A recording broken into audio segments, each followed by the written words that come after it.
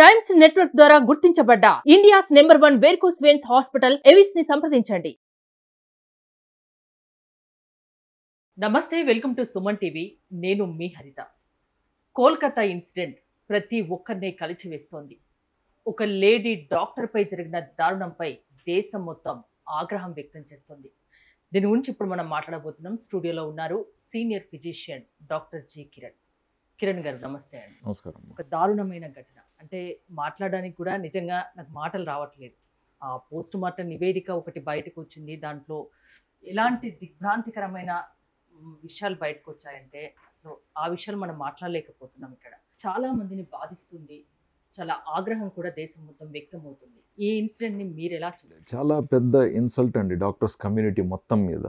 ఎందుకంటే ఒక doctor seat రావటానికి ఒక డాక్టర్ పడుతున్న కష్టాలు, ముఖ్యంగా అమ్మాయి సీట్ వచ్చిన తర్వాత ఆ డాక్టర్ని ఎంబీబీఎస్ని ఫినిష్ చేయడానికి 5 years అదొక పెద్ద యాగం. అది కంప్లీట్ అవ్వాలి.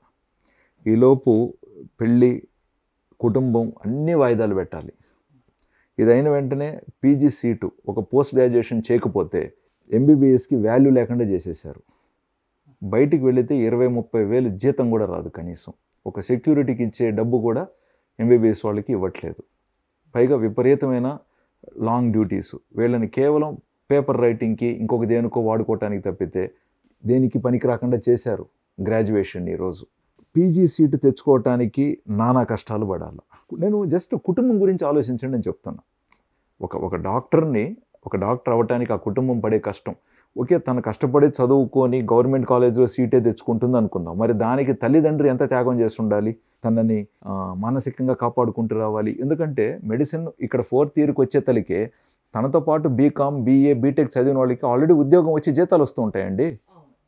అసలు అది ఎంత డిఫరెన్సెస్ క్రియేట్ చేస్తుంది. 10వ తరగతిలో మీతో పాటు బైపీసీ కాకుండా వేరే తీసుకున్న పిల్లలందరికీ ఆల్రెడీ 50,000, 1,00,000, 2 లక్షల నెలకు జీతం వస్తూ ఉంటే డాక్టర్సే చెప్తుంటారు కరెక్ట్ ఏజ్ లో పెళ్లి చేసుకోవాలి, 20-24 years. ఇప్పుడు పాకెట్ మనీకి ఇంట్లో డబ్బులు చేయించి డబ్బులు తీసుకోవటం ఎంత ఎట్లా వస్తుందండి?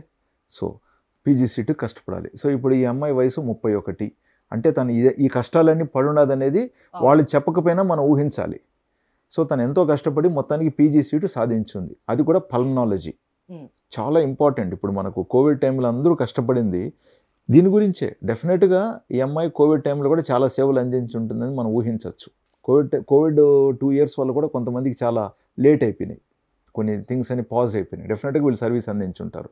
అంటే చూడండి, పల్మనాలజీ ఫినిష్ అయితే కానీ తన జీవిత లక్ష్యాలు కొన్ని నెరవేరవు. అంటే ముఖ్యంగా ఒక అమ్మాయి విషయంలో పెళ్ళి అనుకుందాం.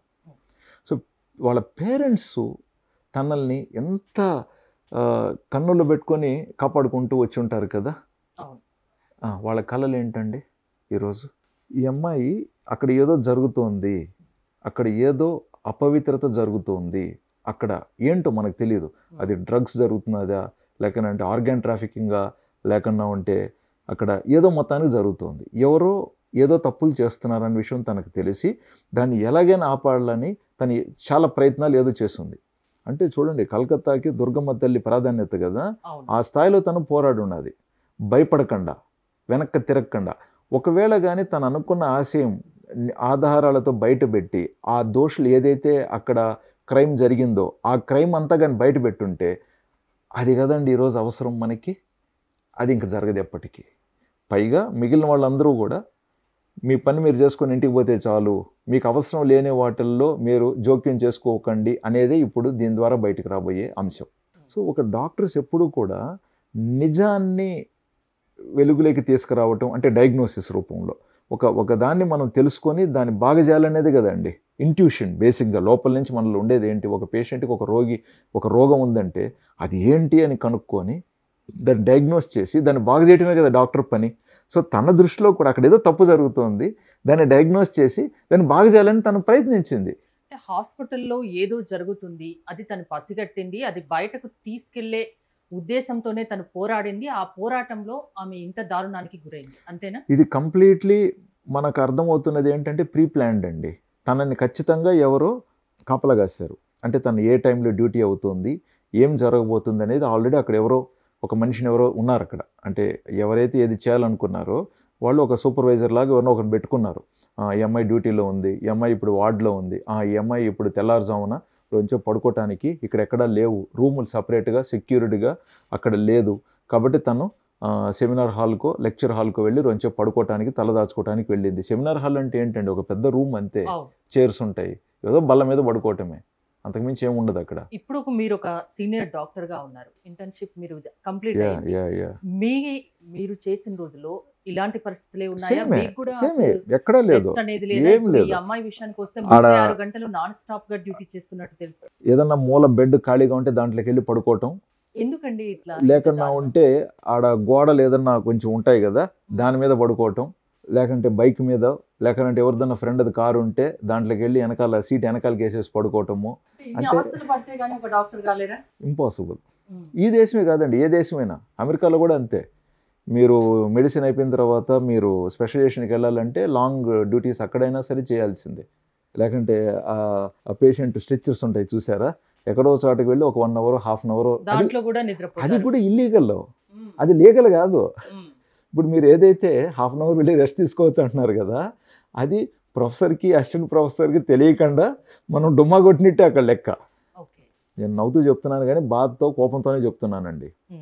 ఎప్పుడు అవైలబుల్ గానే ఉండాలి. అవునండి, ఖచ్చితంగా. అంటే 36 అవర్స్ అనేది వెరీ పెయిన్ఫుల్ అండి. ఒక మైండ్ ఎన్ని అవర్స్, ఇవాళ రేపు మీరు చూడండి, ఒక హాఫ్ అన్ అవర్ 1 అవర్ తర్వాత టైర్డ్నెస్ అంటారు, బట్ 36 అవర్స్ అండ్ ఎక్కడ కూడా నువ్వు మిస్టేక్ చేయకూడదు, పొరపాటును కూడా మిస్టేక్ అనే ప్రశంసే లేదు ఇక్కడ. అండ్ పేషెంట్స్ ఇవాళ రేపు ఎక్స్పెక్టేషన్స్ ఎంత హై ఉన్నాయి. వాళ్ళు ఎవరన్నా తను 36 గంటలు డ్యూటీ కదా, 35 అవర్స్ డ్యూటీ చేసేసింది, ఇంకొక 1 అవర్లో డ్యూటీ రిలీవ్ అవుతుంది కదా, తను ఎంత మనసులో ఏదన్నా ఉంటాయి కదా, ఆ టైంలో ప్రాణాపాయాలతో వచ్చిన పేషెంట్ వైద్యం తను బాగా అందిస్తోంది, కానీ పేషెంట్స్ కొన్ని క్వశ్చన్స్ అడుగుతారు కదా, ఆ క్వశ్చన్స్లో నువ్వు నవ్వుతూ దానికి జవాబు ఇవ్వలేదనుకోండి, రూట్ డాక్టర్, అరగంట డాక్టర్. ఇప్పుడు మనకు ఒక గూగుల్ కూడా ఒక స్టార్ట్ అయింది కదా రివ్యూస్, దాంట్లోకి వెళ్ళి సింగిల్ స్టార్ పెట్టేది, డాక్టర్ పేరు రూట్ డాక్టర్ అని చెప్పేది పెట్టేసేది. డాక్టర్ ఎవరన్నా డాక్టర్ పేషెంట్తో రూడ్గా ఉండాలని ఎందుకు కోరుకుంటారండి?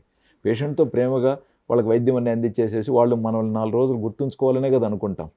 చాలా చోట్ల డాక్టర్స్ పై దాడులు జరిగిన విషయం కూడా మనం చూసాం. చాలా చాలా డాక్టర్స్ ని అర్థం చేసుకోండి ఇప్పటికైనా, చాలా ఇంపార్టెంట్. ఓకే, ముఖ్యంగా ఈ అమ్మాయి విషయంలో న్యాయం జరగాలంటే ఏం జరగాలి అంటారు? ఫైనల్ గా ఏం చెప్తారు?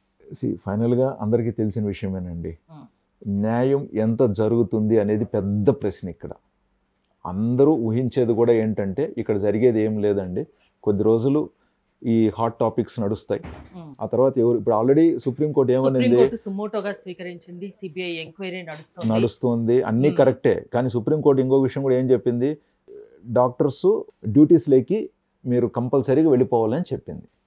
సో డాక్టర్స్ ఏమవుతుంది, ఇప్పుడు రేపటి నుంచి వాళ్ళ విధుల్లోకి వాళ్ళు వెళ్ళిపోతారు, వాళ్ళ విధుల్లోకి వాళ్ళు వెళ్ళిపోయిన దాకా ఇంకా టైం ఎక్కడ ఉంటుందండి దీంట్లోకి మళ్ళీ వచ్చి మనం మైండ్ పెట్టడానికి.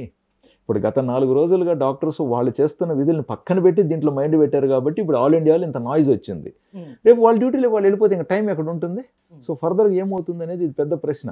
గవర్నమెంటు తర్వాత పొలిటికల్ ఇన్వాల్వ్మెంట్ ఏదో ఉంది, ఈ పొలిటికల్ ఇన్వాల్వ్మెంటు వీళ్ళు సెటిల్ చేసుకుంటారు అక్కడికక్కడికి, అందరితో క్లోజ్ అయిపోతుంది మోస్ట్లీ. అండ్ డాక్టర్స్కి ఏంటంటే డ్యూటీ కొంచెం ఏదైనా తగ్గించామని చెప్పొచ్చు, 36 అవర్స్ కాకుండా మీకు 24 అవర్స్ డ్యూటీస్ అని ఏమన్నా చెప్పొచ్చు, తెలియదు మనకి ఇంకా, అది చాలా పెద్ద టాపిక్ అది. ఆ తర్వాత మీకు హాస్పిటల్స్లో మీరు కొంచెం రెస్ట్ తీసుకోవడానికి కొన్ని చోట్ల రూమ్స్ పెట్టామని చెప్పొచ్చు, ఆ 4 రోజులు ఆ రూమ్స్ నడుస్తాయి, ఆ తర్వాత మళ్ళీ దేవుడికి తెలుసు ఏమవుతుందో. ఏది చేసినా చాలా స్ట్రిక్ట్గా చేయండి, న్యాయం ఖచ్చితంగా ఇమ్మీడియట్గా జరగాలి అంటారు, అంతేనా?